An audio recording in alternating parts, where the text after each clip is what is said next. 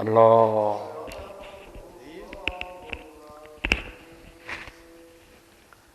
اللہ پناہ دے، عذاب جہنم سے پناہ دے۔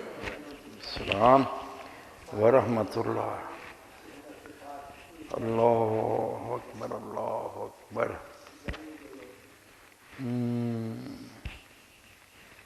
اچھا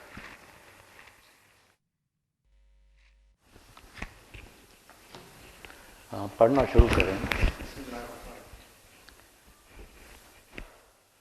مختلف دینی جماعتوں کا تمام اس میں شک نہیں کہ ایک ہی مقصد اور ایک ہی کام کے لیے مختلف جماعتیں بننا بظاہر غلط معلوم ہوتا ہے اور اس میں انتشار کا بھی اندیشہ ہے، مگر جب نظام اسلامی برہم ہو چکا ہو اور سوال اس نظام کے چلانے کا نہیں وعلیکم السلام۔ نو قائم کرنے کا ہو تو ممکن نہیں کہ ابتدا ہی میں وہ الجماعت وجود میں آ جائے جو تمام امت پر مشتمل ہو، جس کا التزام ہر مسلمان پر واجب ہو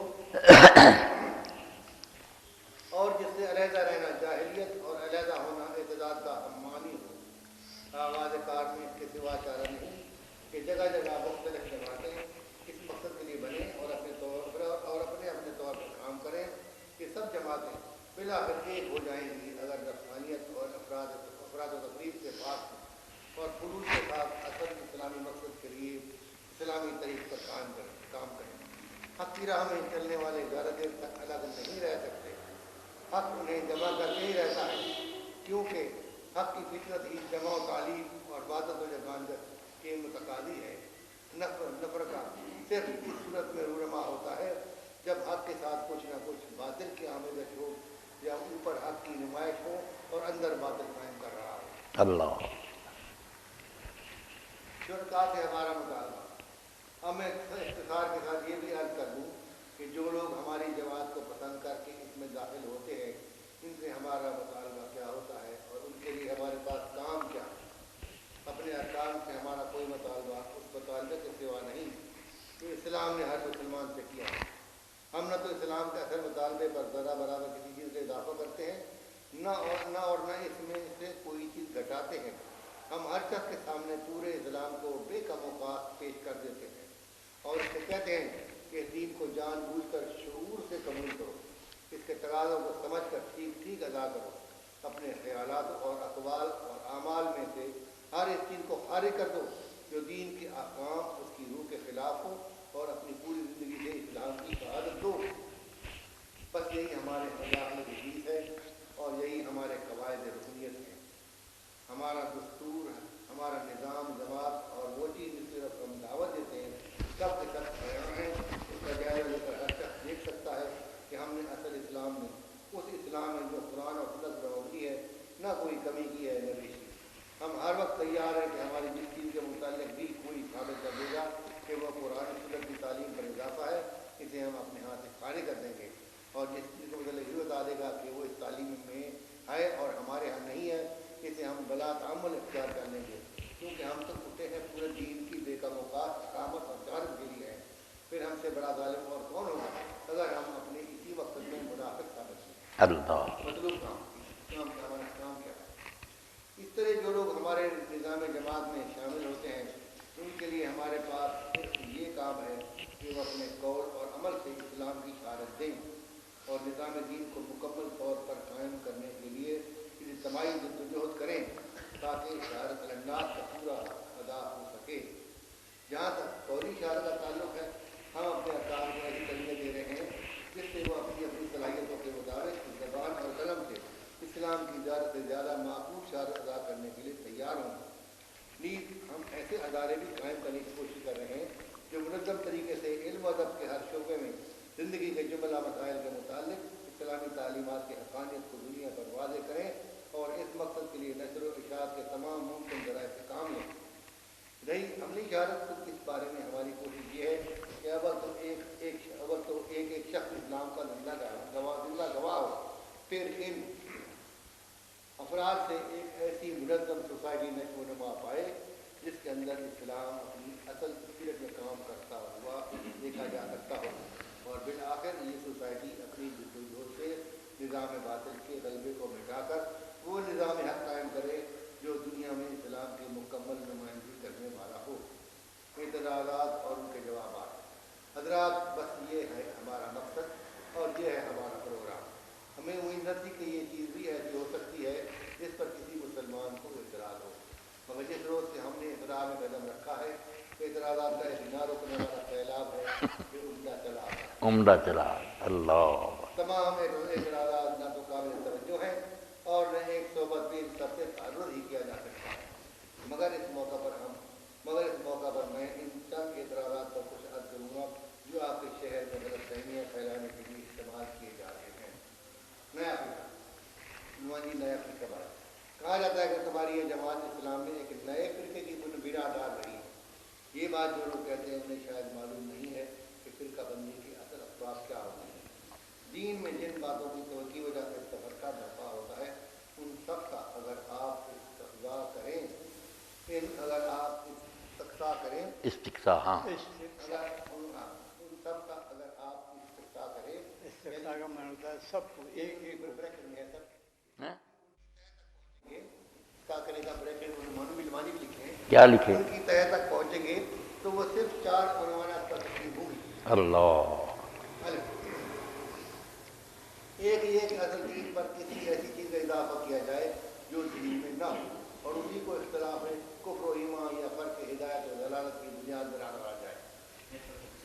एक असल दीन पर किसी ऐसी चीज़ का इजाफा किया जाए जो दीन में ना हो और उसी को इख्तिलाफ कुफ्र व ईमान या फ़र्क हिदायत और दलालत की बुनियाद बना डाला जाए। अल्लाह। नंबर 2, दूसरे ये कि दीन के किसी खास मसले को लेकर इसे वो अहमियत दी जाए जो किताब और सुन्नत की नुज़ूल से हासिल नहीं है और उसी को गिरोहबंदी की बिना करार दे दिया जाए। तीसरे ये कि इज्तिहादी और इस्तिंबाती मसाइल में गुलू किया जाए और उन उमूर में अपने मसलक के सिवा दूसरे मसलक वालों की तफसीक और तदलील या तक़सीर की जाए या कम अज़ कम उनसे इम्तियाजी मामला किया जाए। मैं तो दोबारा बताऊँगा। तीसरे ये कि इज्तिहादी और इस्तिंबाती मसाइल में गुलू किया जाए और इन उमूर में अपने मसलक के सिवा दूसरे मसलक वालों की तफसीर व तदलील या तकवीर की जाए या कामत कम उनसे इम्तियाजी मामला किया जाए। और चौथे ये कि नबी के बाद किसी खास शख्सियत के मामले में गुलू किया जाए और उसके लिए किसी ऐसे मनसब का दावा किया जाए और उसके लिए किसी ऐसे मनसब का दावा किया जाए जिसे तस्लीम करने या ना करने पर आदमी के मोमिन या काफिर होने का मदार हो या कोई कहने में हाँ?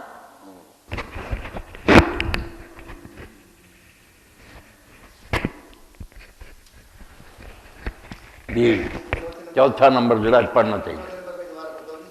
चौथे ये कि नबी के बाद किसी खास शख्सियत के मामले में गुलू किया जाए और उसके लिए किसी ऐसे मनसब का दावा किया जाए जिसे तस्लीम करने या ना करने पर आदमी के मोमिन या काफिर होने का मदार हो या कोई जमात ये दावा करे कि जो उसमें दाखिल है सिर्फ वही हक पर है, बाकी सब मुसलमान बातिल पर है। अब मैं पूछता हूँ कि हमने इन चारों उन्वानात में किस उन्वान की गलती की है? अगर कोई साहिब दलील सबूत के साथ हमें साफ साफ बता दें कि हमने वाकई उन्वान की गलती की है तो हम फिर फौर तौबा करेंगे और हमें अपनी इस्लाह करने में हरगिज़ ताक़ुल न होगा, क्योंकि हम खुदा के दीन को कायम करने के लिए उठे हैं, तफरका बर्पा करने के लिए नहीं उठे हैं। लेकिन अगर ऐसी कोई गलती हमने नहीं की है तो फिर हमारे काम से किसी फिरके की बजाय कैसे किया जा सकता है? हम सिर्फ असल इस्लाम और बेकमुकात पूरे इस्लाम को लेकर उठे हैं और मुसलमानों को हमारी दावत इसके सिवा कुछ नहीं है कि आओ हम सब मिलकर इसे अमलन कायम करें और दुनिया के सामने इसकी शहादत से इज्तिमा की बुनियाद हमने पूरे दीन को करार दिया है, न कि इसके किसी एक मसले या चंद मसाइल। इज्तिहादी मसाइल में हमारा मसला, इज्तिहादी मसाइल में हम तमाम उन मज़ाहिब और मसाइल को बरहक समझ तस्लीम करते हैं जिनके लिए कवायद शरीयत में गुंजाइश है। हम तस्लीम करते हैं कि इन मज़ाहिब और मसाइल में से जिस पर इत्मीनान हो वो अपनी हद तक उस पर अमल करे। किसी खास इज्तिहादी मसलक की बुनियाद पर गिरोहबंदी को हम जायज़ नहीं रखते। बोलो से परहेज़। अपनी जमात के बारे में भी हमने कोई ज़ुल्म नहीं किया। हमने कभी ये नहीं कहा कि हक सिर्फ हमारी जमात में दायर और मुमन आते हैं। हम अपने फ़र्ज का एहसास ہمیں اپنے فرض کا احساس ہوا اور ہم اٹھ کھڑے ہوئے. آپ کو آپ کا فرض یاد دلا رہے ہیں. اب یہ آپ کی خوشی ہے کہ آپ ہمارے ساتھ ہیں یا خود اٹھیں اور اپنا فرض ادا کریں کہ جو بھی آپ کو یہ فرض ادا کرتا نظر آئے اس کے ساتھ مل کر کام کریں. چلو بس اتنا ہی کہا، تھوڑا رہ گیا. چلو یہ چار باتیں جو مولانا رحمۃ اللہ نے کہی نا کہ فرقے کیوں بنتے ہیں اور امت میں فساد کیوں پیدا ہوتا ہے. ایک تو دین میں کوئی ایسی چیز ہے اضافہ اس کا کر دیا جائے جو دین میں نہیں، اور پھر کہا جائے کہ جو اس کو نہیں مانتا وہ مسلمان نہیں، کافر ہے. اس سے فساد بڑھتا. دوسرا اگر کوئی دین کی بھی بات ہے مگر وہ اتنی اہم نہیں جتنی اہمیت کو اس کو دے دے کہ بس یہی ہے سارا دین، معمولی سی بات ہے، رائی اس کو من بنا دے، شیر بنا دے. اجتہادی مسائل میں کہا کہ بس ہم ہی حق پر ہیں، باقی جتنے کافر فاسق ہیں، یا حضور کے بعد کسی ایسے بندے کو نیک کو کہے کہ بس جو اس کو نہیں مانتا وہ بھی اسلام سے خارج ہے. یہ چار سبب بیان کیے. باقی ساری امت میں جو فتنے پیدا ہوئے نا انہی باتوں سے پیدا ہوئے. آپ دیکھیں نا، آپ نے سنا ہی ہوگا کہ عباسی دور میں مامون کے زمانہ میں مسئلہ ایک پیدا ہو گیا کہ قرآن مخلوق ہے یا غیر مخلوق. اب یہ دین میں بات تھی نہیں، نہ مخلوق لکھا تھا نہ غیر مخلوق. اتنی بات لکھی کہ اللہ کا کلام ہے. دونوں فریق مانتے تھے کہ اللہ کا کلام، رائی بھی کسی بندے کا اس میں دخل نہیں. مگر ایک نیا شوشہ چک بڑھا کہ یہ مخلوق ہے یا غیر مخلوق. اب وہ جو اس وقت قاضی تھا احمد بن ابی دواد، وہ معتزلی تھا، اس نے کہا یہ مخلوق ہے. امام احمد بن حنبل رحمۃ اللہ علیہ سے جب پوچھا گیا، پہلے تو جمع رہا صحیح بات پر کہ یار یہ دین میں بات نہیں، نہ مخلوق ہے نہ غیر مخلوق، کیوں چھیڑتے ہو؟ مگر نہ لوگ باز آئے کہ کچھ نہ کچھ کہو. انہوں نے کہا پھر میری سمجھ کے اب غیر مخلوق ہے. وہ مخلوق والا ٹولہ بن گیا، یہ غیر مخلوق والے بن گئے. حکومت نے سختی شروع کر دی کہ سارے شہروں میں ایک ایک آدمی کو بلا کر پوچھو جو قرآن کو مخلوق نہیں نہ مانتا اس کو مارو. سب کی شامت آ گئی اور سارے علماء اور لوگ جو جنا حکومت کی بات مان گئے کہ واقعی مخلوق ہی. بندے تین رہ گئے جو مار پٹائی کے لیے بچے، ان کو مار پڑی. ایک تو جیل میں فوت ہو گیا، دو بچے، بس ان میں سے امام احمد بن حنبل آخر میں رہ گئے. مار کھاتے رہے، روزانہ کوڑے پڑتے تھے. جب ختم ہوا قصہ، دیکھیں نا وہ مولانا کی بات کہ روم سے عیسائیوں سے مسلمان قیدی چھڑا کر لائی حکومت، مگر ان کا امتحان شروع کر دیا کہ عیسائیوں کی قید سے آگے ان سے پوچھو قرآن مخلوق ہے یا غیر مخلوق. سادے بیچارے بندے، جو مخلوق نہیں کہتا جیل میں ڈال دو. عیسائیوں سے آ گئے مسلمانوں کی قید.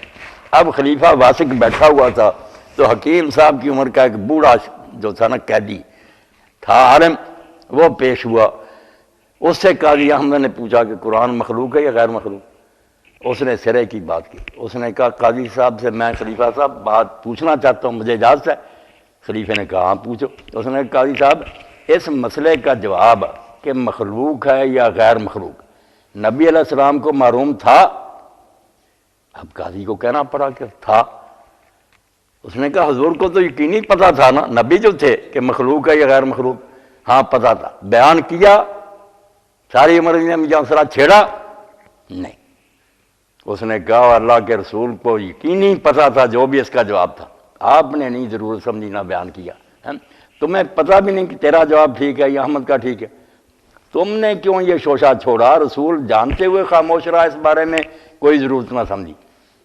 تم نے کیوں یہ بات، جب کہ تمہیں یقینی علم بھی نہیں. اب اس کا جواب نہیں قاضی کو آیا کہ دین میں ایک نئی بات شروع کر لینی اور اس میں فرقے بنا رہے ہیں. جب قاضی تھوڑی دیر تک چپ رہا نا تو خلیفہ نے پھر اس وقت کہا واسق نے کہ قاضی احمد کا گدھا بہت تیز آ رہا تھا مگر پل پر آ کر بیٹھ گیا. یہاں آ کر یہ بالکل شرمندہ ہو گیا. اس نے کہا بند کرو یہ مسئلہ. وہاں فتنہ ختم ہو اس بابے کے کہنے پر کہ رسول اللہ نے جب یہ مسئلہ نہیں کیا تھا تم نے کیوں چھیڑا. یہ بہت سے مسئلے جو اس امت میں ہے نا ایسے ہی ہیں کہ خام خواہ چھیڑ لیے ہیں، فرقے بن گئے جن کے نہ اللہ کے نے ذکر کیا نہ رسول نے ذکر کیا. بعد میں آ جاتا ہے کہ کوئی مسئلہ ایسا ہے کہ وہ دین میں ہے تھوڑا بہت مگر اس کا یہ مقام تھوڑی ہے کہ اس پر لوگوں کو کافر اور مومن کہا جائے۔ صحابہ کرام تک میں ہم دیکھتے رضوان اللہ علیہ مجمعین کہ یہ بات جو تھی کہ مردہ سنتا یا نہیں سنتا۔ حضرت عمر رضی اللہ عنہ کے بیٹے کہتے تھے سنتا ہے، حضرت عائشہ رضی اللہ عنہ تھی نہیں، قرآن کہتا کہ مردے نہیں سنتے، مگر کسی نے اس پر فرقے نہیں بنائے، کوئی نہیں، نہ انہوں نے شوشہ چھوڑا کہ مردے سننے والے ماننے والے ایک طرف ہو جاؤ، نام نہیں، بس اپنا اپنا خیال تھا، فرقہ نہیں بنا، نہ کوئی اس پر زور دیا نا۔ نہیں، سننے کے لیے بولنا ضروری ہے کہ انہیں پتہ چل جاتا، مگر ہمارے ساتھ بات چیت کی جاتی نہیں، وہ علیحدہ مسئلے ہیں۔ اجتہادی مسائل میں غلب کیا جائے کہ بس یہی دین ہے اور اس پر نہیں سارا دار و مدار ہے۔ اب دیکھیں کہ یہ مسلک جو بنے ہوئے ہیں، حنفی ہیں، شافعی، مالکی، حیثیت ان کی کیا، سارے لکھتے ہیں، مولانا نور شاہ رحمۃ اللہ علیہ نے بھی لکھا، یوسف بن نوری رحمۃ اللہ علیہ نے ذکر کیا۔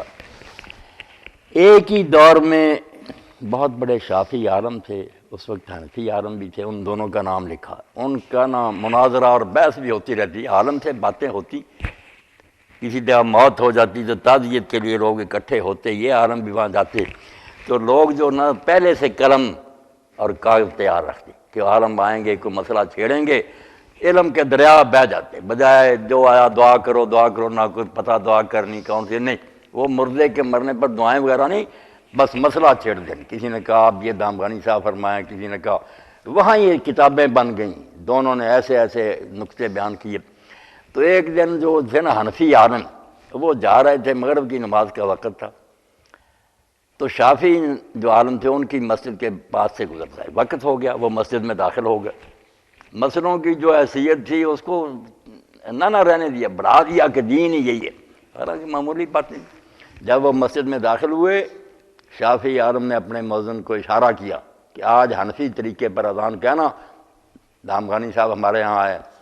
ہاں، وہ بات کیا تھی کہ شافعی جو ہے وہ ترجیح کرتے، ریپیٹ کرتے ہیں کہ اشہد ان لا الہ الا اللہ 2 بار، اشہد ان محمد رسول اللہ 2 بار ذرا آہستہ آواز سے، پھر اشہد ان لا الہ الا اللہ زور سے 2 بار، ان کو ترجیح کہتے ہیں، دوبارہ کہنا۔ حنفی ہم حضرت بلال رضی اللہ کی اذان کہتے ہیں، سیدھا حنبلی بھی ایسے کہتے ہیں، تو انہوں نے کہا نہ وہ ترجیح والی نہ کہنا، یہی اذان ہو گئی۔ بعد میں انہوں نے حنفی عالم کو مصلی پر کھڑا کیا کہ آپ نماز پڑھائیں، تو دامغانی صاحب نے یہ دیکھ کر کہ انہوں نے میرا اتنا احترام کیا، انہوں نے سینے پر ہاتھ باندھے، آمین بلند آواز سے کہی، رفع یدین کیا، دونوں نے لوگوں کو سمجھایا کہ یہ مسئلے کوئی مسئلے نہیں، بالکل دونوں طرح ٹھیک ہے۔ مگر جب بعد میں رسالے کتابیں عمر گزر جاتی ہے کہ ان کی نماز نہیں، صرف یہ ہے، حالانکہ سب ہی جانتے ہیں، ہمارے اہل حدیث علماء بھی جانتے ہیں، حنفی بھی جانتے ہیں کہ فاتحہ ہی لے لیں، سب سے بڑا مسئلہ فاتحہ، رفع یدین وغیرہ اتنا نہیں، فاتحہ پر بڑا زور دیتے ہیں کہ جو نہیں پڑھتا نماز نہیں۔ اب دیکھیں کہ سب جب لکھتے ہیں نا، شروع میں لکھتے ہیں کہ 3 گروہ تھے صحابہ کرام کے، بعد کے جاہل لوگوں کی بات نہیں، اللہ کے رسول کے ساتھی 3 گروہ تھے، ایک امام کے پیچھے ہر حال میں پڑھتا تھا، بے شک امام اونچی پڑھے یا آہستہ پڑھے، سری جہری نمازوں میں وہ پڑھتے تھے، حضرت عبادہ بن صامت جیسے ابو ہریرہ نے، ایسے لوگ بھی تھے جو بالکل نہیں پڑھتے تھے، وہ کہتے تھے جب امام کے پیچھے امام پڑھے گا ٹھیک ہے، ہمیں پڑھنے کی کوئی ضرورت نہیں۔ ان میں چھوٹے بندے نہیں، زید بن ثابت جیسے جو کاتب وحی تھے نا، جن کو رسول اللہ نے رکھا تھا، باقیوں نے تو کسی وقت لکھا نا، وہ ہنگامی تھے، یہ پکے تھے، اسی لیے ان کو نا جب کاتب الوحی باب باندھا امام بخاری نے، زید بن ثابت، اور انہیں کو حضرت ابو بکر نے کہا کہ تم رسول اللہ کے کاتب سے وحی کے قرآن اکٹھا کرو، بہت بڑے آدمی، مگر کسی نماز میں، بعد لکھا کسی نماز میں وہ امام کے ساتھ قرات نہیں کرتے، ہاں وہ کہتے ہیں امام کے پیچھے بس ٹھیک ہے۔ اور تیسرا گروہ تھا درمیان والا، جو اونچی نمازوں میں نہیں پڑھتے تھے، کہ جب امام اونچی آواز سے پڑھتا ہے، اگر ہم نے سننا ہی نہیں اس کو، تو اس کو اونچی پڑھنے کی کیا ضرورت تھی؟ دیکھیں نا سورج جو اللہ اکبر کہتے ہیں، دعا کرتے ہیں ہم استفتاح سبحانک اللہ یعلم، وہ آہستہ پڑھتا تاکہ لوگ بھی پڑھ لیں۔ اگر مقتدیوں نے فاتحہ پڑھنی ہوتی تو حکم ہوتا کہ فاتحہ بھی دل میں آہستہ پڑھو، تم بھی اطمینان سے پڑھ لو، لوگ بھی پڑھ لیں، آگے سورج شروع کر لینا اونچی پڑھوانا ہی بتاتا ہے کہ بات اونچی اسی لیے بندہ کرتا کہ دوسرے سنیں، اس لیے عقل کی بات یہ ہے کہ جہری نمازوں میں سنیں، اور حدیث پاک میں بھی آتا ابو ہریرہ کہتے ہیں پھر جہری نمازوں میں لوگ پیچھے پڑھنے سے ہٹ گئے، پھر سری نمازوں میں پڑھیں، جب ہے نا آہستہ نماز ظہر اثر وغیرہ ان میں وہ سورت بھی پڑھیں الحمد بھی پڑھیں۔ اب ہمارے یہاں بھی تقی عثمانی صاحب اور ظفر عثمانی صاحب مانتے کہ جھگڑے کی بات چلا گئی ہر بات، مگر یہ بات ٹھیک بات ہے، اگر امام ابو حنیفہ بھی ہوتے یہی مانتے، کیونکہ ان کے شاگرد محمد نے کہا کہ سری نمازوں میں چپ رہنے کا کیا توق ہے، اندازہ کر دینا پیچھے کب اللہ اکبر کرتا، الحمد شریف پڑھو، سورت پڑھو، جہری میں سن لو۔ 3 گروہ سب بندے لکھتے ہیں، جب کتاب شروع کریں گے بھئی آپ بنا صحابہ رسول میں سے کون گمراہ تھا، کس کی نماز نہیں ہوئی، کوئی حیا کرو، نمازیں سب کی ٹھیک تھی، جو پڑھتے تھے ان کی بھی، کسی کے منہ میں پتھر نہیں پڑنا، جو حنفی کہہ دیتے تھے دی، اور جو کہتے ہیں نماز نہیں وہ بھی جھوٹے ہیں، اتنے بڑے بڑے اصحاب نہیں پڑھتے تھے ان کی نمازیں نہیں، کوئی بات نہیں۔ تو بات جو سب کو معلوم ہے، مگر ضد سے پھر کہنا نہیں الحمد جو نہیں پڑھتا اس کی نماز نہیں، دوسرا کہے گا جو پڑھتا اس کے منہ میں پتھر۔ ہاں کسی نے یہ ایسی روایتیں گھڑ لیں کہ حضور نے فرمایا جو پیچھے امام کے پڑھتا فطرت کے خلاف کرتا، ایسی باتیں جس سے ایک چھوٹے سے مسئلے کو اتنا بڑھایا کہ فرقے بن گئے، کتابیں لکھ لی، 14 سال ہو گیا، یہ مسئلہ ختم نہیں ہو رہا، مناظرے ہو رہے ہیں۔ اور غلوب جو ہے کہ کسی شخصیت کے بارے میں مولانا نے بڑی بات کہی، اور یہ ایٹم بم ہے، اس پر ان کو کافر کہیں، انہوں نے کہا ابو بکر صدیق ہوں یا علی ہوں، کسی کے بارے میں غلوب کے رسول اللہ کے بعد اس کو بھی ماننا دین ہے، کچھ نہیں، جس کا خیال ہے نیک مانتا رہے، جس کا نہیں۔ اب خارجی جو ہے حضرت علی پر لعنت کرتے تھے، ان کو کافر کہتے تھے، ان کے منہ پر کہتے تھے، کس نے ان کو کافر کہا؟ خود علی نے نہیں کہا، جب حضرت علی کے منہ پر کہتے کہ تو کافر ہو گیا، انہوں نے کہا 3 باتیں جو نا میں بند نہیں کروں گا، مسجدوں میں آنا نہیں روکوں گا، ہماری مسجدوں میں آؤ نمازیں پڑھو، بالکل نہیں بند کروں گا، بیت المال میں جو حصہ ہے مسلمانوں میں سے ہر ایک کا وظیفہ وہ تمہارا بھی جاری رہے گا۔ اندازہ کرو علی جس کو کافر کہتے تھے وہ کیا سلوک کر رہا، اور میں تمہارے ساتھ جنگ نہیں کروں گا جب تک تم خون خرابہ نہیں کرو۔ جب انہوں نے بستیوں میں گھس کر قتل کرنا شروع کر دیا پھر آپ نے ایکشن لیا، ورنہ کہا بے شک میرے منہ پر کافر کہو تم اسلام سے نکل جاؤ گے، نہیں مسلمان ہو، بڑے پکے ہو، ٹھیک ہے تمہیں غلطی لگ گئی، تم مجھے سمجھے میں نے غلط کیا، مگر کافر کوئی نہیں۔ حضرت ابو بکر صدیق رضی اللہ عنہ کا صحیح حدیث میں آتا ہے، یہی ابن حزم نے حوالہ دیا ابو داؤد شریف کی، کہ آپ خلیفہ تھے اس وقت، منہ پر گالیاں دی ایک آدمی نے، تو ایک ساتھی جو پاس بیٹھا تھا وہ غصہ آ گیا اور اس نے کہا حضور مجھے اجازت دیں میں اس کو قتل کروں، تو آپ غصہ پی گئے۔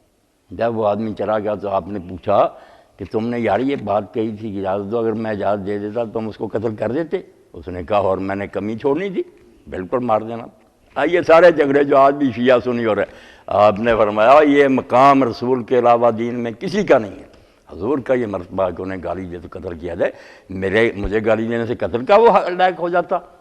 اس پر پوری کتاب علامہ شامی نے جو آخری زمانے میں سلطنت عثمانیہ کے مفتی تھے نا، اور جن کی کتاب آج سب سے بڑا مرض ہے رد المختار حنفی کی، اس کو نچوڑ نکال دیا انہوں نے، پوری کتاب لکھ کر سلطنت میں دی، تنبیہ الولاۃ والحکام، کہ جتنے والی ہیں گورنر حاکم ان کو میں تنبیہ کرتا ہوں کہ صحابہ کرام کو جتنی چاہے کو گالیاں دے، خبردار قتل نہ کرنا ورنہ دوزخی ہو جاؤ گے۔ یہ جرم ایسا نہیں ہے کہ اس پر لوگوں کو قتل کیا جائے، یہ مقام صرف نبی علیہ السلام۔ زبردست کتاب انہوں نے چغتائی صاحب لکھی کہ یہ ایسا جرم ہے اسلام میں، وہ بکتا تو بکتا رہے، گالی دینے سے وہ کافر ہو گیا، اللہ کے رسول نے اس کو گناہ ہی کہا۔ اور یہ بھی بات انہوں نے کہی کہ گناہ بھی اس کو ہوتا ہے گالی دینے کا جو اس کو صحابی مانے، کیسی باریک بات، وہ سمجھے کہ واقعی یہ سچے دل سے رسول اللہ کا ساتھی تھا، پھر گالی ہے، ورنہ حضور کے ساتھی تو منافق بھی تھے، نمازیں ساتھ پڑھ دے، ہمارے لیے تو وہ صحابی ہیں عبداللہ بن ابی۔ اس نے کہا اگر اس شخص کا خیال ہی یہ ہے بے شک غلط ہو کہ یہ آدمی ٹھیک نہیں تھا اس کی، تو وہ گالی بھی دے گا تو پھر اس کو کیا گناہ ہوگا، وہ بیچارہ سمجھتا ہے کہ برا۔ اتنی زبردست کتاب ہے جو رسائل ابن عابدین لگی ہوئی 10-12 رسالے، وہ اتنے قیمتی ہیں کہ یہاں ڈاکٹر ظہور قریشی صاحب لندن سے آئے، وہ میرے سنتے رہتے بیان، انہوں نے کہا کہ مجھے چاہیے کہ عرف کے مطابق مسائل بدل جاتے ہیں، ایک زمانے میں ایک جو نا معروف ہے ہوتی ہے کسٹم ہوتا، بعد میں وہ نہیں رہتا تو مسائل شرعی جو بدلنے پڑتے ہیں، تو پھر ابن عابدین کا رسالہ ہی میں نے انہیں دیا کہ وہ اس پر لکھ گئے، اتنا زبردست نشر العرف کہ کئی مسئلے ایسے ہیں جو رواج کے تحت ہوتے ہیں، ایک زمانے میں ایک رواج ہوتا اس وقت اور فتویٰ دیا جاتا، کچھ چیزیں منسوخ ہیں کہ اللہ نے اور رسول نے، وہ نہیں بدلتی۔ علماء جو اجتہاد کے تحت مسائل بیان کرتے ہیں، وہ کسی وقت کوئی حکم دینا ہوتا، جیسے بیماری جو ہیضے کی پھیل جائے اس وقت طبیب کہتے ہیں تربوز نہ کھاؤ، عام حالات میں کہتے کھاتے رہو، پوری کتاب انہوں نے پھر نوٹ کر لی ساری۔ تو اصل میں یہ مودودی صاحب نے 4 نقطے نہ یقین جانے ایسے عمدہ لکھے ہیں کہ اگر امت کے دماغ میں یہ بیٹھ جائے نا تو جنگ ختم ہو جائے۔ جس کو تم اچھا سمجھتے بسم اللہ مانو، مگر حضور کے بعد کسی کو ماننا لازم ہے؟ آپ نبی ہیں، یہ قادیانیوں کی بھی یہ شرارت ہے، اگر یہ مانتے رہتے مسیح ہے مہدی دفاع ہوتے، مگر یہ نہ کہتے کہ جو اس کو نہیں مانتا وہ کافر ہے، اس کا جنازہ حرام ہے، اس کے پیچھے نماز نہیں رشتے، انہوں نے بالکل اس کے ماننے کو نبی کے برابر بنا دیا کہ جو مانتا نہیں وہ ایسا ہی کافر ہے جیسے رسول اللہ کا منکر۔ خرابی ہوگی، غلوب ہو گیا، ورنہ ہمارے عامی لوگ اپنے پیروں کو بہت کچھ مانتے ہیں کہ وہ یہ ہے یہ، مگر وہ یہ نہیں کہتے کہ جو نہیں مانتا وہ مسلمان نہیں، وہ مانتے تو مانتے رہے۔ یہاں بھی لطائف المنن میں امام شارانی نے ایک بہت اچھا واقعہ لکھا کہ شیخ اکبر محی الدین ابن عربی کہتے ہیں، یہ ریکارڈ کر کے پہنچا دو سب کو، کہ کہتے ہیں میں اپنے شہر کے ایک عالم سے نفرت کرتا تھا، ناراض تھا، میں نے خواب میں اللہ کے رسول علیہ السلام فضا ابی و امی کو دیکھا تو حضور سخت غیظ میں انتہائی غصے میں تھے، اور مجھے پوچھا کہ شیخ اکبر تم فلاں عالم سے نفرت کرتے ہو؟ تو میں نے کہا ہاں یا رسول اللہ میں اس سے ناراض ہوں، میں نہیں اس سے ملتا جلتا۔ کیوں؟ وہ میرے جو شیخ ہے نا پیر ابو مدین مغربی، ان کو برا جانتا، میرے مرشد کو اچھا نہیں جانتا، اس لیے میں اس سے ناراض ہوں۔ یہ ابو مدین مغربی حضرت شیخ عبدالقادر جیلانی کے خلیفہ تھے۔ تو رسول اللہ نے پیش میں اور غصے میں فرمایا کہ ابو مدین مغربی کو نہیں مانتا، مجھے نبی مانتا یا نہیں مانتا؟ تو میں اپنے شیخ کی پڑھی ہوئی ہے، تیرے پیر کو ماننا کب سے دین بنا؟ مجھے مانتا، میرے ماننے کا لحاظ نہیں، اپنے مرشد کو روتا، صبح ہی صلح کر اس سے ورنہ سب کچھ چھن جائے گا تجھے۔ صبح ہی گئے، محنت کی، معافی مانگی اور اس سے صلح کی، فرمایا تم نے کیوں بنا رہی ہے اپنے مرشدوں کو میرے برابر؟ نبی کو مانتا بس ٹھیک ہے، تمہارا بھائی ہے، مسلمان ہے، اگر کسی کو نہیں وہ اچھا سمجھتا، اس کو جو ملا ہے پڑھا سنا اس نے بیچارہ لگ گیا۔ یہ اہل حدیث سے اگر یہ بات سمجھنے کہ حدیث کو ماننا اس وقت لازم تھا جب حضور کے منہ سے لوگ سنتے تھے، اس وقت قرآن اور حدیث برابر تھے، حضور کے منہ سے نکلا قرآن نکلا یا حدیث نکلی، کان سے سن لیا کہ حضور نے فرمایا۔ اب جب 200-400 سال بعد کتابیں لکھی گئی، کتنے آدمی درمیان میں نے فلاں سے سنا، وہ کہتا ہے میں نے فلاں سے سنا، اب کیا گارنٹی ہے کہ یہ سارے سچے ہیں؟ ہو سکتا ہے ان میں کئی بے ایمان جھوٹی بولتے ہیں۔ اسی لیے علماء جنہیں عقل تھی وہ کہتے تھے کہ یہ اخبار احاد ہیں، ان کو نہ ماننے سے کوئی اسلام سے نہیں نکلتا۔ وہ یہ نہیں کہتا کہ میں حضور کی بات نہیں مانتا، وہ کہتا مجھے تسلی ہی نہیں کہ یہ حضور نے کہی، یار یہ راویوں نے گھڑ لی یہ بات، واقعی یہ راویوں نے گھڑی تو بہت ہے۔ اس لیے عقل سے آدمی کام لے، حد اعتدال پر رہ، صحیح توازن قائم رکھے، پھر میں اگر مان لوں کہ واقعی حضور کا فرمان، مجھے تسلی ہو جائے کہ راوی معتبر، پھر میں نہ مانوں تو چوتھائی صاحب مجرم ہی ہوا نا۔ میں نے مان لیا کہ جو عالم کہتا ہے مجھے نہیں تسلی، رفع الملام جو ہے ابن تیمیہ رحمۃ اللہ علیہ کا رسالہ، وہ اس لائق ہے کہ چھپوا کر نا اب اردو چھپ لوگوں کو دیا جائے۔ انہوں نے کہا جتنے بڑے امام ہیں ابو حنیفہ مالک شافعی دوسرے، ان کو کوئی برا نہ کہے، یہ کوئی سنت کے دشمن نہیں تھے، نہ حضور کی حدیث کے منکر ہیں، ان سب کے پاس عذر ہے، کوئی کسی کو پہنچی نہیں روایت، کسی کو پہنچی اس کو اطمینان نہیں ہوا کہ حضور نے فرمائی، کسی کو دوسری ملی جو اس کے مخالف تھی، انہوں نے کہا یہ زیادہ معتبر ہے۔ اس لیے کوئی نہ کوئی وجہ ہے ان کے پاس، ورنہ امام کیوں ہوتے؟ لوگ ان پر لعنت نہ بھیجتے اگر وہ حضور کی حدیثوں کے مخالف ہوتے، نہیں وہ مخالف حدیث کے نہیں، انہیں اس کے مقابلہ میں جو روایت اس پر اعتماد ہے، اس کے بارے میں شبہ کی ثابت نہیں ہے، اس لیے کوئی نہ کوئی عذر ہے ان کے پاس، ملامت کے لائق نہیں، وہ احترام کے لائق لو۔ تو یہ باتیں جو تھیں نا مولوی صاحب کی بات پر میں نے کہہ دی، یقین جانے اس کو سن کرنا مولانا پر بے شمار رحمت کی دعائیں کرنے کو جی چل رہا، کتنا خلاصہ نکال دیا نا کہ فتنے کی جڑیں یہ ہیں، یہ چھوڑ دو پھر فرقہ نہیں بنے گا، پھر تحقیق کرو، جو مرضی کرو، جو سمجھ میں آتا کرو، پھر انشاءاللہ امت ایک ہی رہے گی، اور اگر تم یہ غلوب کرو گے تباہی تباہی ہے۔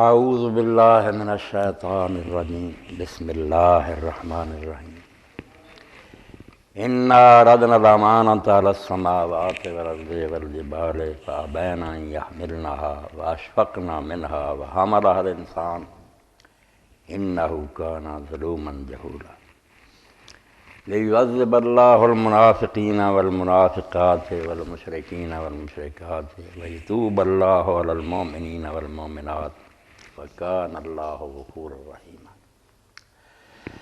سورہ احزاب کی آخر کی دو آیتیں میں نے تلاوت کی ہیں۔ ان آیات کریمہ میں اللہ تعالیٰ نے انسان کی عظمت، اس کا شرف، اس کو بیان فرمایا کہ جو مقام اس کائنات میں انسان کا وہ کسی کا نہیں، اور دوسری طرف اس کے مقام کی نزاکت بھی بیان فرمائی کہ جس کٹہرے میں یہ کھڑا ہے زمین و آسمان کی کوئی شے اس میں نہیں کھڑی، مرتبہ بلند ہے مگر نازک بڑا ہے۔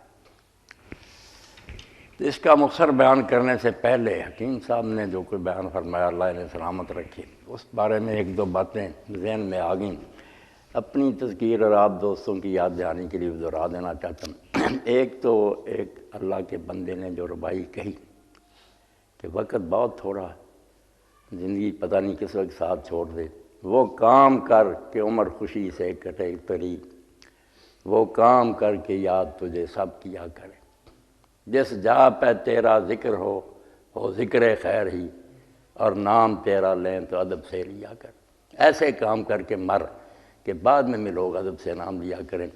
جن صالحین کا ہم تذکرہ کرتے ہیں، جن کے لیے کہتے ہیں صراط الذین انعمت علیہم، وہ ایسے ہی ہیں کہ انہوں نے ایسی زندگی گزاری کہ ہر ممبر و محراب میں، ہر مجلس میں ہم ان کو رحمۃ اللہ علیہ کہتے ہیں، ادب سے ان کا نام لیتے ہیں۔ ہماری ان سے رشتہ داری کوئی نہیں، نہ اس وقت ان کی حکومت ہے، نہ وہ کچھ ہمیں دے رہے ہیں، مگر ان کا کارنامہ اتنا پاکیزہ اور اچھا ہے انسانیت کے لیے، ایسی انہوں نے بھلائی کی بات کی کہ ساری امت جو ہے نا اس کے سر جھک جاتے ہیں، ادب سے یاد کرتے ہیں، حضرت کہتے ہیں، سیدنا کہتے ہیں، رحمۃ اللہ علیہ کہتے ہیں۔ اس لیے اللہ کے بندے نے بالکل ٹھیک بات کہی کہ وہ کام کر کے عمر خوشی سے کٹے تیری، وہ کام کر کے یاد تجھے سب کیا کرے، جس جا پہ تیرا ذکر ہو ذکر خیر ہی، اور نام تیرا لیں تو ادب سے لیا کرے۔ اللہ ایسا ہی ہمیں بنا دے، تھوڑا بہت حصہ ہمیں مل جائے۔ اور جو حکیم صاحب نے بیان کیا کہ خبر آئی ہے کس طرح سونے کی اینٹیں لگوانا چاہتے ہیں، اس سے ذہن بہت پیچھے چلا گیا کہ خلیفہ اول سیدنا ابوبکر صدیق رضی اللہ عنہ کی موت کا جب وقت آیا تو حضرت سیدہ عائشہ صدیقہ رضی اللہ عنہ سے کہا، پیاری بیٹی سے کہ بیٹی ایک یہ میری چادر جو میرے اوپر ہے پرانی، اس کو میرے کفن میں دے دینا، ایک اور چادر لے لینا۔ تو اماں نے کہا ابا جی چادریں نئی بہت ہیں۔ فرمایا نہیں، مردے سے بہت جلدی کفن چھن جاتا ہے، اس نے کیا کرنا، اس لیے میری یہ ایک چادر دھو کر میرے کفن میں ڈال دینا، ایک نئی ڈال دینا۔ ایک وہ تھے اور ایک یہ ہے نامراد جو طہارت خانوں میں اینٹیں لگوانا چاہتے ہیں۔ اور حضرت ابوبکر نے کہا عائشہ 2 سال میں ان مسلمانوں نے جو اپنی مرضی سے میرا وظیفہ مقرر کر دیا، میں تو چاہتا تھا کپڑے کا کام اپنا کرتا رہوں، اپنا گزار، مگر انہوں نے کہا نہیں، حکومت کے ساتھ یہ کام نہیں چل سکے گا، میرا وظیفہ مقرر کر دیا، بہت ادنا امتی جیسا۔ تو 2 سال میں جو دیا نا وہ حساب کر کے نا عمر کو واپس کر دینا۔ تو جب گئی رقم حضرت عمر کے پاس تو انہوں نے کہا ابوبکر تو اپنے بعد والوں کو بڑی مشقت میں ڈال گیا، بعد والے کس طرح یہ کر سکیں گے کہ تنخواہ جو تھی واپس کر دیں۔ تو ایک وہ لوگ تھے جن کو اقبال رحمۃ اللہ علیہ فرماتے ہیں، مسلمانہ کے میری کردان در شہنشاہی فقیری کردان۔ وہ مسلمان جو حضور نے تیار کیے تھے، انہوں نے جب حکومت کی تو حکومت میں فقیری کی، حکومت نہیں تھی، یہ تو دبا ہی ہے کہ وہ حکومت کیا، پھٹا لباس ہے، مکان گرا ہوا ہے۔ مسلمانہ کے میری کردان در شہنشاہی فقیری کردان۔ وہ مسلمان جو سربراہ تھے امت کے، وہ شہنشاہی میں فقیری کرتے رہے، در عمارت فقر را افزودان۔ جو عہدہ بڑھتا جاتا تھا اتنا ہی ان کی فقیری بڑھتی جاتی تھی، تنخواہیں زیادہ نہیں ہوتی تھی بلکہ کم ہوتی جاتی تھی کہ ہم امت کے اب باپ ہیں، ہمیں کم سے کم وظیفہ لینا چاہیے۔ در عمارت فقر را افزودان، ہم تو سلمہ در مدائن بودان۔ وہ اس طرح زندگی گزار گیا جیسے سلمان نے مدائن میں گزاری۔ اب حضرت سلمان فارسی کا بھی ملک تھا، وہیں کس طرح حکومت کر گیا تھا، 1,00,000 کے ہیرے پیٹی پر ہوتے تھے جو دربار میں سپاہی کھڑا ہوتا تھا، وہ کہتا میرے دربار میں اس سے کم پیٹی والا سپاہی کھڑا، میری توہین ہے، اور بھاگا بھی ہے تو کئی ہزار باورچی ساتھ تھا، عیاشی۔ مگر سلمان کو جب حضرت عمر نے کہا علاقہ فضا مدان کا تو ہی گورنر، وہاں جا کر رہے، لوگوں نے کہا آپ قصر عمارت میں رہیں، گورنر ہاؤس میں کہا نہیں، مسجد میں ہی نہ، فیصلے کرتے، درخت کے نیچے اینٹیں رکھی تھی اس پر سو جاتے، ایک پانی کا گھڑا تھا اور ساتھ پیالہ تھا، اور جب موت کا وقت آیا تو اس وقت رو رہے تھے۔ لوگوں نے کہا آپ روتے ہیں، حضور نے اتنی بشارتیں آپ کے بارے میں کہی ہیں، تو کہا یار اللہ کے رسول نے، میرے حبیب نے صلی اللہ علیہ وسلم کہا تھا کہ سلمان آگے بڑی مشکل چڑھائی ہے، سامان تھوڑا لے کر آنا، یہ گھڑے اور یہ اینٹیں وغیرہ بھی زیادہ سامان ہے مسافر کے لیے، کیوں میں نے اکٹھا کیا۔ اس کو اقبال کہتے ہیں حکمران بود و سامان نداج، اس علاقے کا گورنر تھا جہاں کسرا حکومت کرتا تھا مگر سامان کوئی تھا۔ حکمران بود و سامان نداج، دستے ہو جو تے کو قرآن لاج، سامان اس کے پلے یہی تھا، قرآن تھا ایک اور تلوار جہاد کی۔ اس لیے کیا کریں، مسلمانوں در گور مسلمانی در کتاب، اسلام کتابوں میں رہ گیا، مسلمان قبروں میں چلے گئے جو صحیح مسلمان تھے۔ ہم امت کی باعث رسوائی ہے پیغمبر، یقین جانے اس وقت اگر اسلام دنیا میں نہیں نہ پھیل رہا، ہم امتی حضور کی بدنامی کا باعث ہیں۔ لوگ دیکھتے ہیں کہ حضور کی امت یہ ہے، اس نبی کے ماننے والوں کو یہ کریکٹر، ہم حجاب بن گئے، روڑا بن گئے، ورنہ لوگ دین میں فوج در فوج آئیں۔ اس زمین و آسمان میں ضرور حضور کا چمکتا ہے، اس کے سامنے کوئی کھڑا ہو سکتا، کوئی اس کا رد نہیں کر سکتا، کافر، صرف ہمارا کردار جو ہے نا اس نے خراب کر دیا۔ تو آیت جو میں نے پڑھی اس میں اللہ تعالیٰ نے انسان کی عظمت کا بھی بیان کیا کہ جس بلندی پر میں نے تجھے کھڑا کیا کوئی نہیں کھڑا۔ اب ذرا منظر دیکھیں، اللہ فرماتا ہے اِنَّا عَرَضْنَا الْأَمَانَةَ عَلَى السَّمَاوَاتِ وَالْأَرْضِ وَالْجِبَالِ، جسامت میں ہم سے کروڑوں گنا بڑے، آسمان ہے، زمین ہے، پہاڑ ہے، انسان اس کے سامنے کیا، 5-6 فٹ کا آدمی کیڑا ہے، وہ اتنے بڑے بڑے، ایک طرف وہ کھڑے ہیں۔ اب مسئلہ ہے کہ اللہ تعالیٰ اپنی امانت سپرد کرنا چاہتا ہے، اعتماد کرنا چاہتا ہے کہ کسی کو بھروسے کے لائق میں مانتا ہوں کہ وہ حق ادا کرے گا۔ زمین فیل ہو گئی، آسمان فیل ہو گیا، پہاڑ فیل ہو گیا، اللہ کہتا ہے ہم نے آسمانوں اور زمین اور پہاڑوں کے سامنے امانت پیش کی۔ امانت جیسے نا لوگ کہتے ہیں کہ سچ مجھ کوئی میٹنگ کی، وہاں ایسی بات نہیں، بات کو سمجھانے کا سٹائل ہوتا ہے اللہ تعالیٰ کا۔ معاملہ یہ ہے، پیش کرنا یہ ہے کہ آپ ایک چیز ہے، وہ بہت سی چیز ہے، کسی چھوٹے برتن کے پیش کرتے ہیں، یعنی دونوں کو ایک دوسرے کے سامنے رکھ کر دیکھتے ہیں، وہ برتن جو ہے وہ اٹھانے سے انکاری ہے کہ میرے اندر سے گنجائش ایک پاؤ کیا، میں سیر نہیں اٹھا سکتا، اس کا انکار زبان سے نہیں، زمین آسمان پہاڑ انکار اللہ کی بات کا کر سکتے نہیں۔ ابینا کا مطلب کون ہے، گنجائش، میرے اندر ہے روشنی دیکھنے کی پاور ہے، کسی حد تک دیکھ سکتا ہوں، اگر روشنی بہت زیادہ ہو جائے تو آنکھ دیکھنے سے انکاری ہوتی، اسی وقت بند ہو جائے، تو انکار کا مطلب اس میں یہ صلاحیت نہیں، اور پیش کرنے کا مطلب کہ ان دونوں کو آمنے سامنے رکھا جائے۔ آسمان زمین اور پہاڑ جسامت میں بہت بڑے ہیں، مگر امانت جو ہے نا جس کا میں بیان کروں، اس کے لیے جو صلاحیت چاہیے نا، ارادہ اور اختیار، اس سے معروم ہے۔ وہ مجبور ہیں، جس کام پر لگا دیا دوڑے جا رہے ہیں، نافرمانی نہیں کر سکتے، مگر یہ جو ہے نا آفت کا پرکالا انسان چھوٹا سا، اس میں ایک خطرناک بم ہے کہ یہ اپنی مرضی کر سکتا، چاہے نیکی کرے، چاہے اس کو جو اختیار ملا ہے نا، یہ بہت ذمہ داری کی بات ہے، اگر صحیح نبھائے تو اس کا انعام بھی سب سے بڑھ کر ہے، اس نے اپنی مرضی سے نیکی کی ہے، ان کو کوئی اجر نہیں ہے، زمین آسمان ختم ہو جائے کوئی ثواب نہیں ملے گا، نہ جنت جائیں نہ کوئی، انہوں نے اپنی مرضی سے کچھ کیا ہے، بے بس ہے۔ انسان اگر اپنی مرضی سے من شاء فلیؤمن ومن شاء فلیکفر، راستے پر کھڑا درائے پر، کافر ہو جائے جی چاہے مومن ہو جائے، مرضی کی بات۔ زبان میں بولنے کی طاقت اللہ نے رکھ دی ہے، اختیار ہے، ذکر کرے یا گالیاں بکتا رہے، اور ارادہ بھی ملا ہے اس کو کہ بہت دیر تک میں اس کے دماغ میں بحث ہوتی رہتی ہے، مناظرہ ہوتا ہے کہ یہ کام کروں یا نہ کروں، آپشن موجود، کرنے میں یہ فائدے ہیں، نہ کرنے میں، سارا جانتا رہتا، اس کے بعد فیصلہ کر لیتا، ارادہ ہو جاتا پھر اپنی مرضی سے۔ یہ شاید ہے نا، یہ امانت ہے، کسی کو اللہ نے حوالے نہیں کی کہ اپنی مرضی کر سکے، نہیں، جکڑ دیا انہیں، دوڑ رہے ہیں، سورج روزانہ اپنے وقت پر آتا چلتا رہتا، راستہ نہیں بدل سکتا، رفتار میں کمی بیشی نہیں کرتا۔ مگر انسان چاہے فرعون اور نمرود بن جائے ظالم حاکم، یا وہ ابو بکر اور عمر بن جائے رضی اللہ عنہ، مرضی کی بات ہے۔ اسی لیے وہ پھر بات درمیان میں چھوڑ دیں، فضیل ابن عیاض جب توبہ کر گئے ڈاکے سے، اور پھر بغداد سے انہوں نے حرم شریف تک 2 سال میں سفر کیا، ایک قدم اٹھا لیتے تھے 2 رکعت نماز، پھر قدم اٹھاتے 2 سال میں پہنچے، توبہ کیے، روتے رہے۔ تو خلیفہ ہارون رشید حج پر گیا تو اس نے وزیر اعظم سے کہا ربیع سے کہ میں کسی عالم سے ملنا چاہتا ہوں، مکہ ہے یہاں تو بڑا مجمع اولیاء تھے، تو لے گیا حضرت سفیان ثوری کے پاس، دوسروں کے پاس، مگر جب بات ختم ہوتی تو خلیفہ کہہ دیتا کہ مجھے خدمت کا کوئی موقع دیں، کسی نے کہا مجھ پر قرض ہے، کسی نے کہا طالب علموں کے لیے چاہیے، وہ کہہ دیتا تھا وزیر اعظم سے باہر نکل کے یہ وہ عالم نہیں ہے جس سے میں ملنا چاہتا ہوں۔ اس نے کہا اچھا ملاتا ہوں، حضرت فضیل کے پاس لے گئے جو ڈاکو رہے تھے، وہ تہجد پڑھ رہے تھے، چراغ جل رہا تھا، دروازہ کھٹکھٹایا کہ امیر المومنین ہے، میں ربیع ہوں، وزیر اعظم ملنا چاہتا ہوں۔ انہوں نے دروازہ کھول دیا مگر چراغ بجھا دیا۔ خلیفہ جو تھا نا اس نے اس طرح ٹولتے ٹولتے ہاتھ رکھا اور کہا ہم نے حضرت آپ کو ڈھونڈ ہی لیا نا، انہیں موقع مل گیا۔ انہوں نے کہا امیر المومنین آپ کے ہاتھ بڑے نرم و نازک ہیں، اگر جہنم سے بچ گیا، گر گیا، بے ہوش ہو گیا، رونا شروع کیا، اور بعد نے کہا کچھ نصیحت فرمائے، کہا نصیحت یہی ہے کہ جس مقام پر تم بیٹھے ہو خلیفہ ہو، یہاں ہی فرعون اور نمرود بیٹھے ہیں، لعنت سمیٹ کر گئے، یہاں ہی ایسے لوگ بیٹھے ہیں جو رحمت سمیٹ گئے، ان پر لوگ درود پڑھتے ہیں۔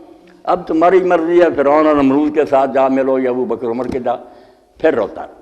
اور آخر میں جب خدمت کا کہا اس نے کہا خدمت یہی کافی ہے کہ آئندہ نہ مجھے ملنے آئے اور نہ مجھے بلائے، میری عمر بہت ضائع ہو چکی ہے، میں خدا کی نافرمانی کرتا رہا، اب میں بقیہ زندگی اپنے خدا کو راضی کرنا چاہتا۔ اس نے باہر نکل کر کہا ربیع ایسے ہی عالم سے ملنا چاہتا تھا، یہ ہے صحیح معنی میں عالم، اللہ کے نیک بندے۔ تو امانت جو ہے نا، اللہ کہتا ہم نے پیش کی، پیش یہی ہے کہ ایک چیز جو ہے نا اس کے سامنے دوسری چیز رکھ کر آپ دیکھیں کہ اس میں اس کی گنجائش ہے، اگر گنجائش نہیں ہوگی انکار کرے۔ زمین کے سامنے اگر زمین زرخیز ہے آپ بیج رکھیں، ایک ہوگی جس میں اگے گا نشون، آپ کہیں گے اس نے قبول کر لیا بیج کو، اور اگر پتھر پر رکھیں گے، لوہے پر رکھیں گے، کہیں گے کہ نہیں وہ اس کو لینے سے انکاری ہے، اس میں اس کی گنجائش نہیں۔ تو آپ دیکھیں کہ اللہ کہتا آسمان زمین اور پہاڑ جو ہے نا وہ ایسے امتحان میں نہیں آئے، نہ ان کے اندر اختیار ہے نہ ارادہ ہے، انہوں نے کہا ہمیں نہ اس امتحان میں ڈال۔ اِنَّا رَدْنَا الْأَمَانَةَ عَلَى السَّمَاوَاتِ وَالْأَرْضِ، یہ میں نے جو ہے نا موتی صرف تیرے اندر رکھا، تجھ پر اعتبار کیا کہ مرضی تیرے کرنے کی اجازت تجھے مل گئی ہے، مگر اب مرضی کو میرے حکم کے تابع کر دے گا تو تیرا شرف جو ہے نا فرشتوں سے ہی بڑھ جائے گا، تو آگے نکل جائے گا، احسن تقویم ہو جائے گا، اور اگر نافرمانی کرے گا تو تیری ذلت اور رسوائی کا بھی اندازہ نہیں، ثم رددنا اسفل سافلین، تو اتنا نیچے گرے گا کہ اتنا کوئی نہیں گرا، امتحان بڑا ہے۔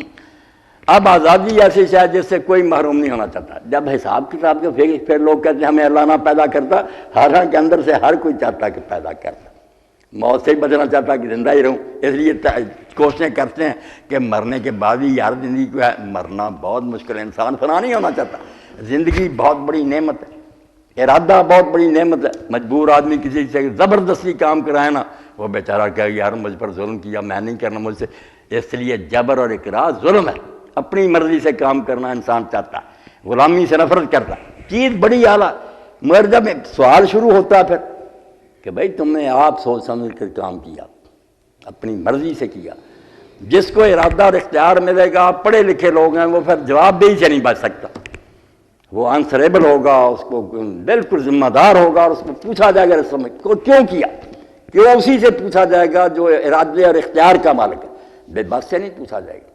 اگر کسی زبردستی کام کیا جائے، شریعت بھی یہ کہتی ہے کہ نہیں، کفر تک کا اللہ نے سورہ نحل میں کہا کہ اگر زبردستی کفر کے کرنے کہلا دیں کافر، اتنا ماریں قتل کی جائے کہ بیچارہ کفر بک دے، بلال کی طرح سارے مار تو نہیں کھا، تو اللہ نے کہا الا من اکرہ وقلبہ مطمئن، اگر دل اطمینان ہے اس کا ایمان پر، مگر ظاہری اس نے کلمہ کفر، کوئی گناہ نہیں، یعنی مجبوری کو اللہ کہتا ہے یہ کوئی شان نہیں، انسان جو اپنی مرضی سے کام کرے صرف اس کا میں ثواب دوں گا یا اس پر عذاب دوں گا۔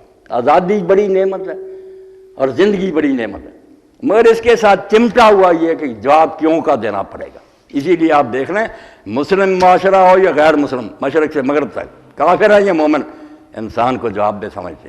کہیں کوئی آدمی نہیں کہہ سکتا ہوش والا کہ نہیں جی میری مرضی میں نہیں، ٹریفک کے قواعد کیوں توڑے، یہ قانون کے خلاف کیوں کیا، کیوں پوچھتے ہیں ان سے؟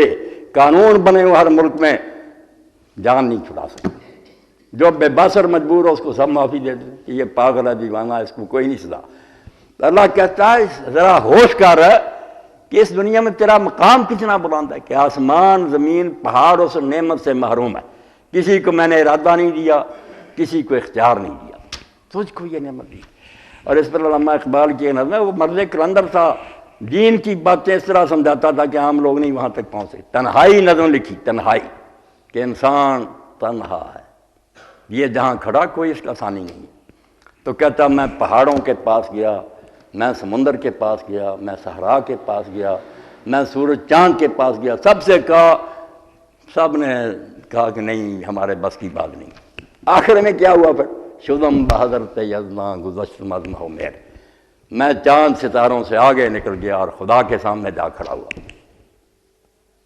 شدم بحضرت یزداں گزشت مزم ہو میر، کہ در جہان ہے تو یک ذرہ آشنا ہے میں، کہ تیرے اتنے بڑے جہان میں ایک ذرہ بھی میرا ساتھی نہیں ہے، جس جگہ میں ہوں اور جس مصیبت میں میں ہوں کوئی ساتھی نہیں۔ یہی ہے تنہا، تیرے سارے جہان میں کوئی میرا حامی نہیں۔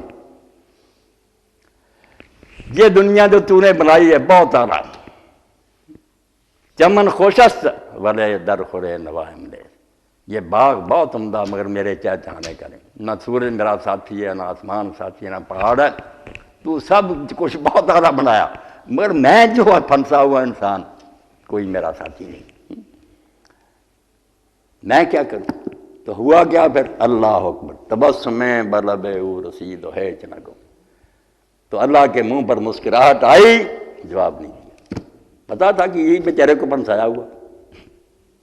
اسی کو مولانا بدر عالم رحمۃ اللہ علیہ لکھتے ہیں، چلا عدم سے میں ہستی کو بول اٹھی تقدیر، بلا میں پھنسنے کو کچھ اختیار لیتا جا، اختیار لے کے آ گیا، پھنس گیا۔ اب اختیار کو چھوڑنا بھی نہیں چاہتا، واقعی چاہتا کہ میں اپنی مرضی سے کام، مجھ پر کیوں جبر کرتے ہو؟ نعمت بڑی ہے مگر استعمال بڑا نازک ہے نا۔ ایسی تلوار ہے شمشیر دو دم کہ اگر صحیح استعمال کر لی انعام بڑا، جنت، ایسا انعام اجر غیر ممنون، ایسا انعام ہے جو کبھی ختم نہیں ہوگا۔ اور غلط کی استعمال کیا مصیبت بھی ایسی ہے، توبہ توبہ توبہ، پھر خاتمہ اس کا۔ اس لیے کہا ان عرضنا الامانہ، یہ آیت بھی تماشا بنی ہوئی نا، لوگ طرح طرح کی باتیں کرتے، چلو آج درس میں آ گئی، ان عرضنا الامانۃ علی السماوات والارض والجبال، آسمان زمین پہاڑوں کو رکھا، ادھر امانت کو رکھا، دیکھا ان میں گنجائش نہیں، ان کے پاس اختیار نہیں، ارادہ نہیں، یہ نہیں اٹھا سکتے بوجھ۔ دوسری طرف فابین ان یحملنہ، انہوں نے اٹھانے سے انکار کر دیا، انکار نہ نہیں کی، مطلب ان میں گنجائش نہیں۔ جیسے میں نے آنکھ کی مثال دی نا کہ ایک حد تک دیکھ سکتی ہے، زیادہ روشنی تیز ہو جائے ہم کہتے ہیں ہماری آنکھ یہ دیکھنے سے انکاری، یعنی اس میں نہیں ہے طاقت۔ واشفقنا منہا، ڈر گیا، ڈرنا ہی نا، جب گنجائش نہ پھٹ جائے گا، برتن میں گنجائش تھوڑی آپ زیادہ چیز ڈالیں گے ٹوٹ جائے گا، یہ بیچارے نہیں اٹھا سکتے۔ واشفقنا مطلب بہت ہی نازک ہے یہ بات، وحملھا الانسان، انسان نے اٹھا لی۔ اب کہیں کہ اس نے کسی وقت آپ اٹھایا تھا؟ نہیں، کسی نے نہیں اٹھایا، نہ کوئی ہوش ہے۔ وہ جو ہے نا ارادہ اور اختیار، یہ ہر نیک میں موجود ہے، اور اس کے ساتھ ہی آ جاتی ہے امانت، کہ ارادہ اور اختیار کے ہوتے تو پوچھا جائے گا کہ تم نے یہ سوچ سمجھ کیا، کیوں کیا؟ ترجیح بلا مرجع جو کہتے ہیں منفی یہ نا کہ بلا وجہ پلہ نہیں جھک سکتا، دو چیزیں جو تھی، تو کر بھی سکتا تھا، نہ بھی کر سکتا، تم نے اختیار کیا کرنے کو یا نہ کرنے کو، کچھ دلائل ڈھونڈے نا اس وقت، اپنے ذہن میں ترجیح دی کہ یہ زیادہ اچھا پہلو ہے، وہ بتاؤ وہ کیا ہے۔ اگر وہ نیک ہیں تو جنتی ہے، اور برے ارادے ہیں تو دوزخی۔ انسان نے اٹھا لیا، یعنی اس میں ارادہ اور اختیار موجود ہے، جس کی وجہ سے یہ ذمہ دار اور جواب دہ بنا۔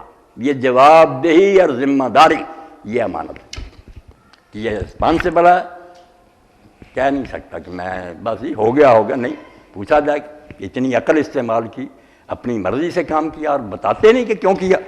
انہ کان ظلوما جہولا، اب اس کا بھی ترجمہ اگر ہم کریں نا کہ یہ ظالم اور جاہل تھا، تو کتنے پڑھے لکھے کرتے ہیں یار اتنا اس نے بوجھ اٹھایا اللہ نے اتنی بڑی عظمت دی اور ساتھ کہہ دیا یہ ظالم جاہل تھا.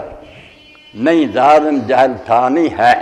اور یہ بھی نہیں کہنا کہ سارے انسان، قرآن پاک پر آپ نظر رکھیں زیادہ برے انسانوں کا انسان کہتا قرآن، ان کا ذکر کرتا نبی ولی نیک لوگ اس میں نہیں ہوتے.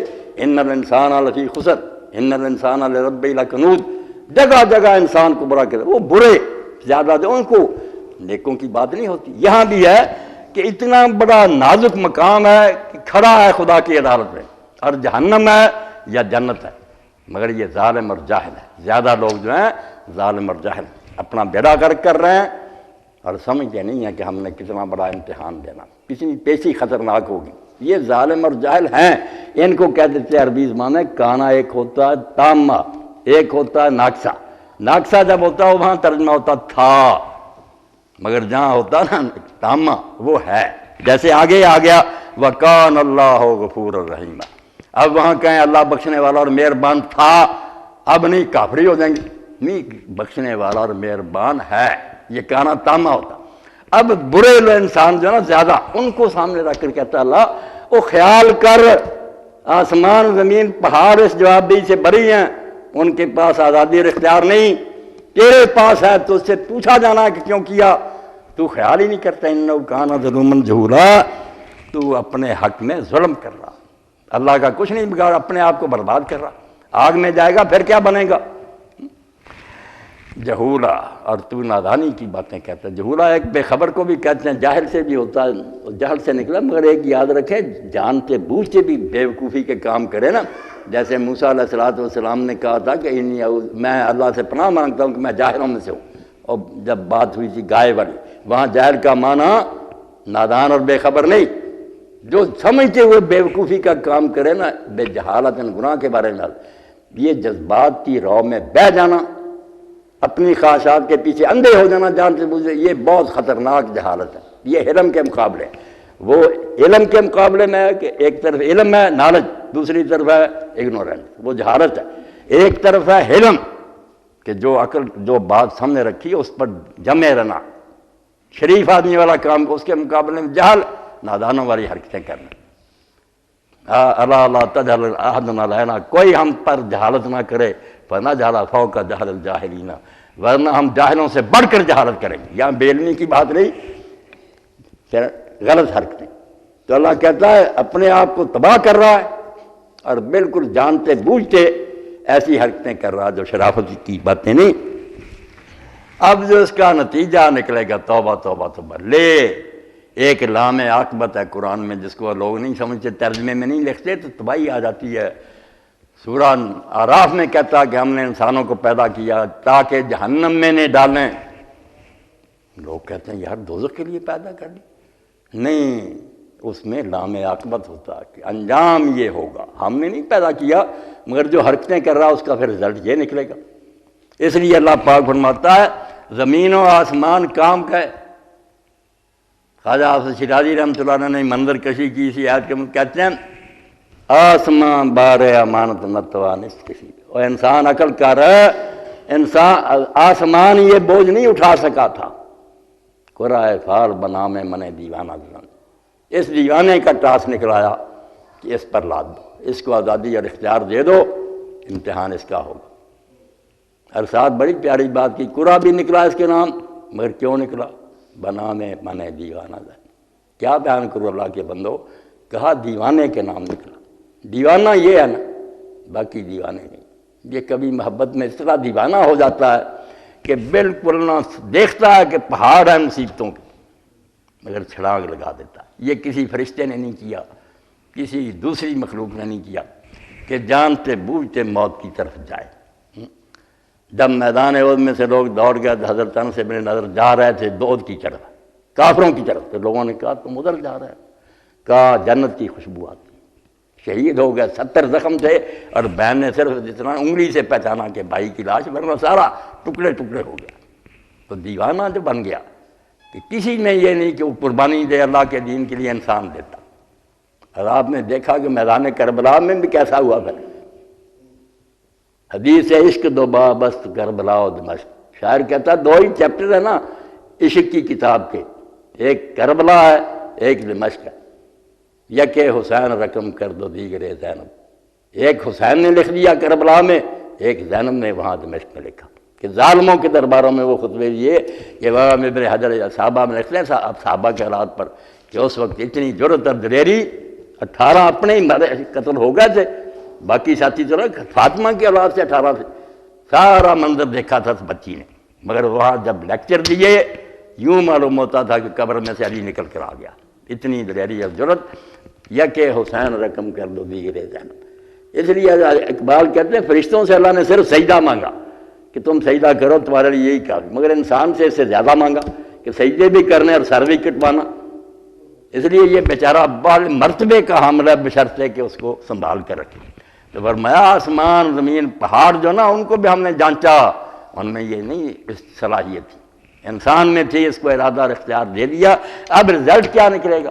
لِيُعَذِّبَ اللَّهُ الْمُنَافِقِينَ وَالْمُنَافِقَاتِ وَالْمُشْرِكِينَ وَالْمُشْرِكَاتِ، جو حق نہیں ادا کریں گے اپنے منصب کا، اتنے عظیم ہوتے ہوئے کمینے بنیں گے، ان کو پھر سزا بھی اللہ تعالیٰ بہت سخت دے گا، انجام یہ ہوگا پھر منافقوں کو، مرد عورتوں کو، مشرکوں اور مشرکہ، یہی دو بڑے گروہ ہیں باغی۔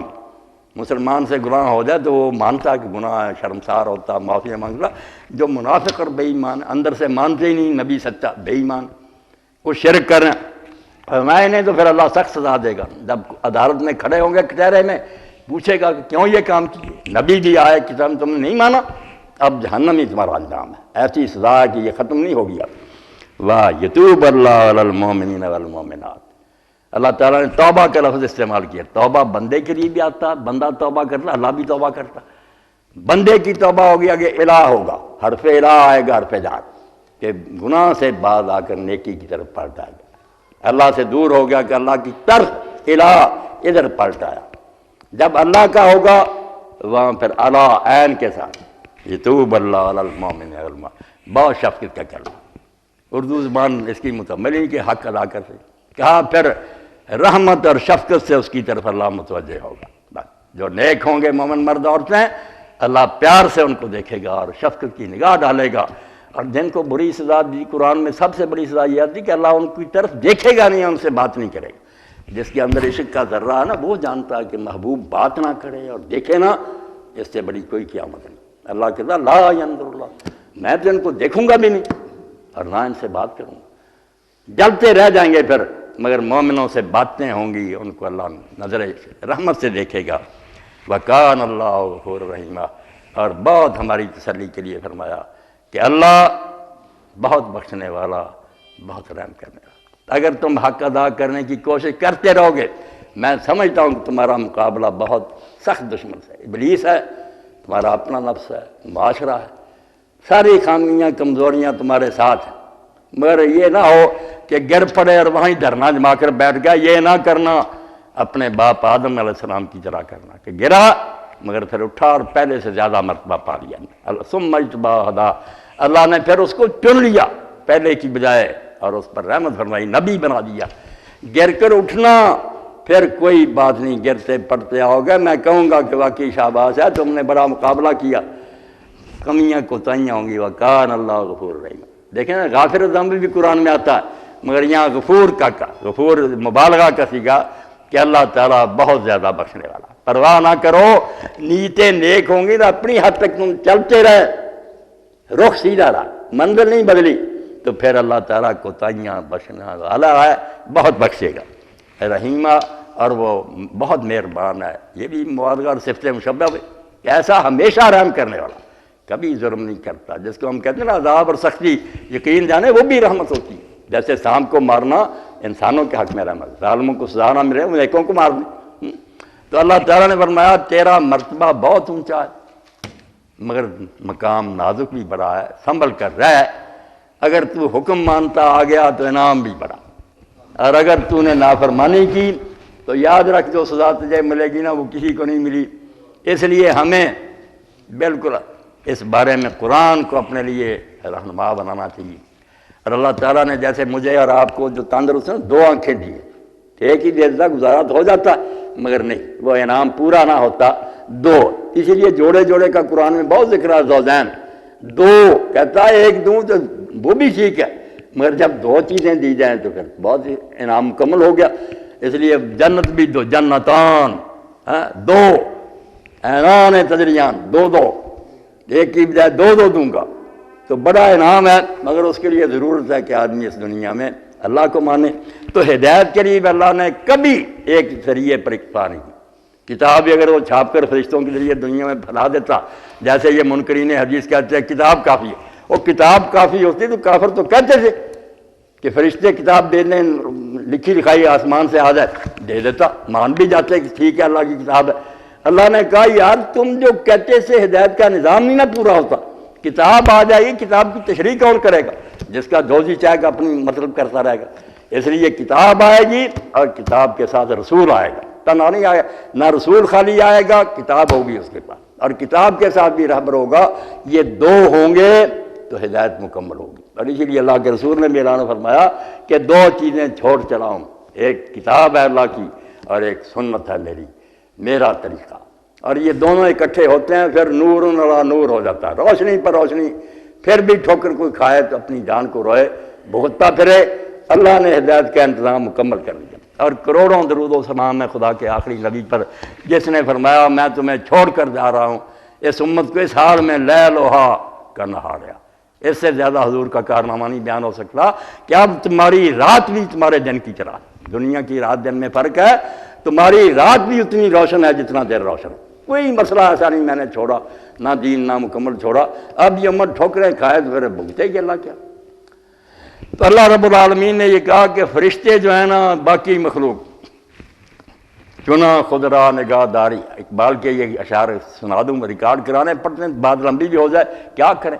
دریا ہے علم کا جو بہتا جاتا ہے، اللہ کے فضل سے قرآن حدیث میں اتنا حضور نے ہم تک پہنچایا کہ ہم اس میں کچرا ہی نہیں چکھ سکتے ساری عمر۔ تو اقبال کہتے ہیں چنا خود را نگاہ داری کے بائیں بے نیازی ہے، شہادت بر وجود خود خون دوستاں سے۔ اے اللہ تو بے نیاز ہے، سارا جہان دوستی ہو جائے تجھے پرواہ نہیں، مگر تو چاہتا ہے کہ خلق خدا ہدایت پائے۔ چنا خود را نگاہ داری کے بائیں بے نیازی ہے، اتنے بے نیاز ہونے کے باوجود شہادت بر وجود خود خون دوستاں کا۔ جب مسئلہ پیدا ہوا کہ کون گواہی دے کہ اللہ ہے، باتیں تو کرتے ہیں زبان سے اشہد اللہ الہ، مگر ایسا ثبوت دے کہ پتہ چل جائے کہ اللہ نہ ہوتا تو یار اس بندے کو دانا ہوتے ہوئے عقل مند ہوئے مرنے کی کیا ضرورت تھی۔ شہادت بر وجود خود خون دوستاں کا، دوستوں کو تو نے پھر پکارا کہ میرے وجود کی گواہی دینے کے لیے میدان میں آؤ، سر کٹواؤ، اور ان کو پھر صحیح معنوں میں شہید کہا کہ گواہ ہے۔ ان لوگوں نے گواہی دی میدان میں نکل کے کہ اللہ کے بارے میں ذرا شبہ ہوتا ہم کیوں زندگیاں برباد کرتے، ہماری عورتیں بیوہ ہو گئی، بچے یتیم ہو گئے، ہم پاگل سے۔ شہادت بر وجود خود خون دوستاں کھائی، تو نے اپنے وجود پر شہادت دوستوں کے خون کی مانگی۔ اور کہتے ہیں فرشتہ جو ہے نا، ان کا کیا مقام بندگی دیگر، مقام عاشقی دیگر۔ بندگی کا مقام اور ہے نوکروں والا، عاشقوں کا اور محبت رکھنے والوں کو۔ نوری سجدہ میخائی خاکی بے صدا خائی، نوریوں سے صرف مانگا کہ تم سجدہ کر دو، بس تسبیح کرتے رہو کافی، مگر خاکی سے کہا کہ تو مٹی کا بنا ہوا، مگر زیادہ ضرورت ہے، صرف سجدہ نہیں چاہیے، سر چاہیے، کٹوانے کے لیے جو لوگ نکلے پھر اللہ نے انہیں شہید کہا، اور کہا ان کے خون کا قطرہ بھی زمین پر نہیں گرتا کہ میں انہیں بخش دیتا ہوں۔ اور ان کے بارے میں اللہ نے پسند ہی نہ کیا کہ کوئی انہیں مردہ کہے، حالانکہ مردہ تو ہے۔ قرآن جب کہتا ہے لمن یقتل، جو اللہ کے راستے میں قتل ہوتے ہیں، ہر عقلمند جانتا ہے قتل سے بڑھ کر کون سی موت ہے۔ قتل کہتے ہی اسی چیز کو کہ کسی آلے کے ذریعے انسان کے جسم سے روح نکال دیجیے، موت کو مانا ہے، مگر کہا میں موت کے بعد جو انہیں زندگی ملتی نا، اس لیے جو اللہ کی راہ میں مرتے ہیں انہیں مردہ نہ کہو، بلکہ خیال بھی نہ کرو وہ زندہ ہیں، انہیں رزق ملتا ہے اور وہ خوش ہیں۔ اور پچھلوں کے بھی سن کرنا کہ ہمارے ساتھی بھی اسی راستے پر چل رہے ہیں، ان کے بارے میں خوشیاں مناتے ہیں، اطلاع میں دیتا رہتا ہوں کہ مشن جاری ہے، فرحین خوش ہوتے ہیں اور راضی ہوتے ہیں کہ اچھا ہو بھی کسی دن ہمارے ساتھ آ ملیں گے۔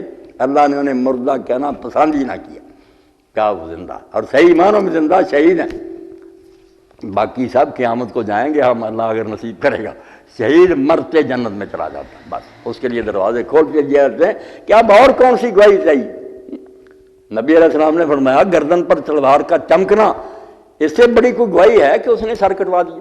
اگر شک ہوتا دین میں وہ بھاگ جاتا، محنت ماجرہ کر لیتا۔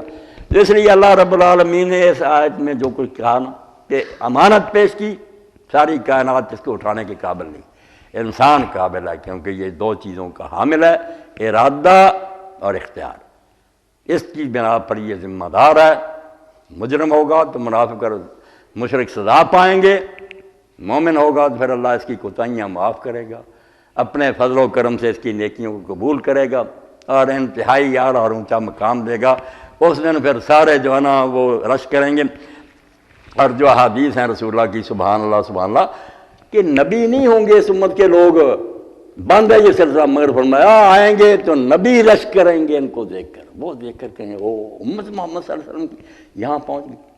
یہ ساری حدیثیں مفتی محمد شفیع صاحب نے جب قادیانیوں نے کہا کہ تم ختم نبوت کہتے ہو، یہ کیا بات ہوئی کہ حضور نے آ کر انعام ہی بند کر دیے؟ ختم نبوت سے بڑا نقصان ہوا کہ اللہ پچھلی امتوں کی عورتوں پر وہی نازل کرتا رہا، یہاں نیکوں کو کوئی نہیں۔ بڑا خطرناک سوال ہے۔ انہوں نے کہا نہیں، حدیثیں دیکھو، انعام کوئی بند نہیں ہے، ٹائٹل نہیں ملے گا اب نبی کو۔ کیوں نہیں ملے گا؟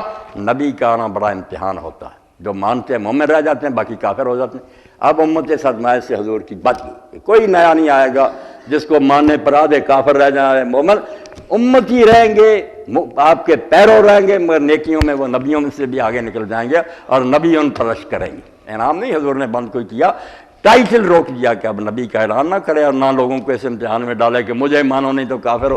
اگر بات لمبی بھی ہوگی تو معاف کریں، بات یہی ہے، لذیذ بود حکایت دراز کر دو۔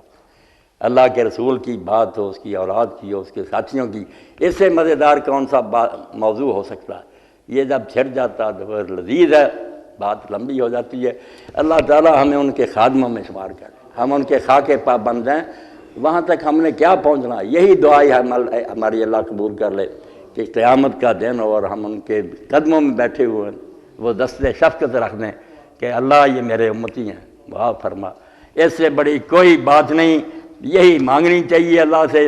باقی جو نامراد ظلم اور زیادتی میں حصہ لیتے ہیں، اس کے لیے آخری بات اس موضوع سے متعلق کی جو کربلا ہے کہ حضرت امام ابراہیم نخعی ابو حنیفہ رحمۃ اللہ علیہ کے دادا استاد ہیں، ان کے بارے میں بے حجر لکھتے ہیں، وہ کہتے ہیں اگر امام حسین رضی اللہ عنہ کے قتل میں میرا رائی برابر بھی دخل ہوتا اور اللہ تعالیٰ میرے جنت میں جانے کا فیصلہ بھی کر دیتا تو میں کبھی نبی علیہ السلام کے سامنے نہ جاتا، کس منہ سے حضور کو دیکھتا، اور حضور اگر پوچھتے کہ میرے بچے کے قتل میں تم نے حصہ لیا اور کہتے میں اس جنت میں جانا منظور نہ کرتا، اتنا بڑا جرم ہے۔ مگر کئی نامراد جو ہے نا وہ آپ وکالت کر رہے ہیں، اور جیسے سید ابوبکر غزنوی نے کہا یار تمہیں ممبر بھی ملا تو حسین کے نانے کا ملا، جہاں تم یزید کی وکالت کرتے ہو کہ سیدنا یزید تھا، خبیثوں کسی اور کا ممبر تلاش کر دیتے، حسین کے نانے کا ممبر اور استعمال کر رہے ہیں اس کے قاتلوں کے لیے۔ اللہ ان لوگوں کو ہدایت دے، ظلم عظیم کر رہے ہیں کہ اتنا بڑا ظلم ہوا اور یہ اس ظلم کو جائز ثابت کر رہے ہیں۔ توبہ۔ وآخر دعوانا الحمدللہ رب العالمین وصلی اللہ تعالی علی عبد اللہ ورسولہ خاتم النبیین سیدنا مولانا محمد وعلی آلہ وصحبہ اجمعین۔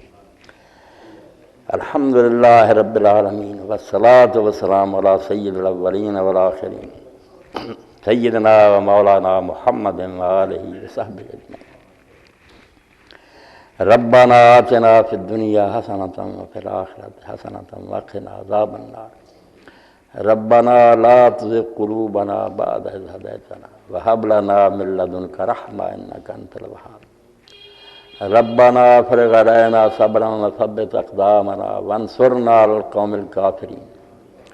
ربنا هب لنا من أزواجنا وذرياتنا قرة أعين واجعلنا للمتقين إماما۔